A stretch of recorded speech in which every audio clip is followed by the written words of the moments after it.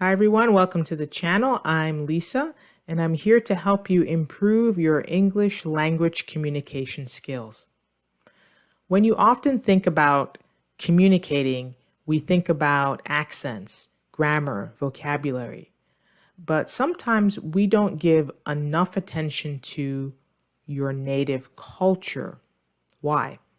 Because that affects your ability to communicate. So there is such a thing as low context communication and high context communication, and that depends on what country you're from.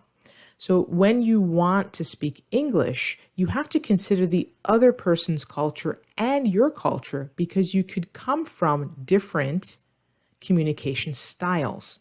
Well, what do I mean? I'm going to show you a chart and think about your country. Where are you from? If you are a low context culture, you are from countries such as Germany, Scandinavia, the United States, Australia. If you are a high context culture, you're from Japan, China, Korea, Middle East. So as you go from low to high, that means that you communicate in a less direct way. When you go from low to high, so if you go from Germany to Japan, as you go up, you start to communicate in a less direct way. I am going to explain more specifically what that means.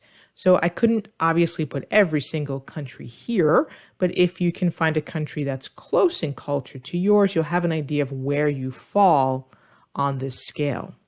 Let's start with the low context culture. What does that mean? So if you're from countries such as Germany or in the Scandinavia region or the US, you tend to be direct and to the point when you speak. You're logical and sequenced. Information is spelled out, meaning you make it as clear as possible. The meaning is in the message, what you are saying, and not your body language. And you communicate primarily to exchange information. So those are low context cultures. So if we go back to the chart here, you can see countries from Germany up to about Canada, France. Those are the low context cultures. Let's go over to the high context cultures. So we're going to be talking about Japan, China, Korea, Middle East, South America, Eastern Europe. Those are more the high context cultures. So what do we mean by that? These cultures tend to be indirect when they communicate. They are understated. So they don't overstate things, they tend to understate things, which means they communicate in a less direct way. They use nonverbal behaviors. There is meaning in gestures, which is how they move their hands and body language. And they communicate to maintain relationships and save face. So those are the characteristics of somebody from a high context culture. What does that mean? What does that mean for you and how can you use this information to communicate better?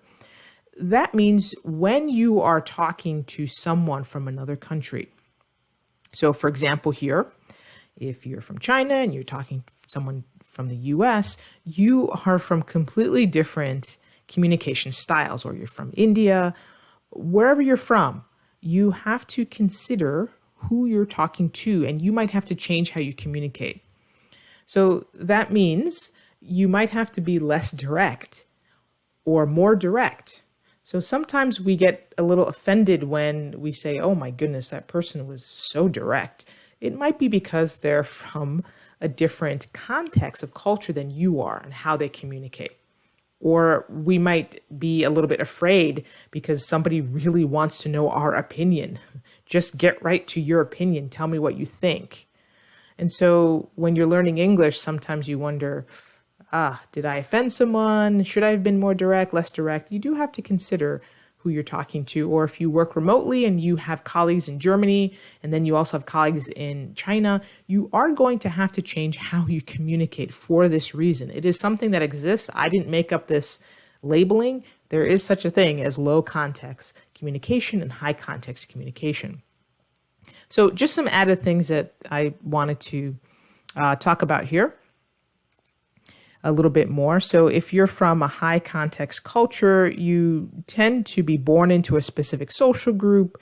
you have extended family that supports you, and you focus on maintaining relationships than on the tasks and the work. So that's sort of a characteristic of high context culture. But if you are from a low context culture, what are some things that we expect? Well, you tend to be more focused on the tasks and the work than on relationships. You tend to be more direct. So those are some of the characteristics, of a low context culture. So you do have to think about who you're talking to. So hopefully this helps you to add to your communication skills and really consider your own culture, why you might feel uncomfortable in some situations, depending on who you're talking to. Of course, this doesn't mean, every single person from every single country is going to fall into this exact definition. There's always a mix of low and high context cultures within a particular country. It's just helping you to be mindful that you have to sometimes think beyond the words, beyond the grammar, and really consider your communication style. So I hope to see you in the next video. If you have any video ideas or you'd like to see something demonstrated, please let me know. I'll put it on the list. I'm going to try to put out weekly ESL lessons several times a week. So I will see you in the next video.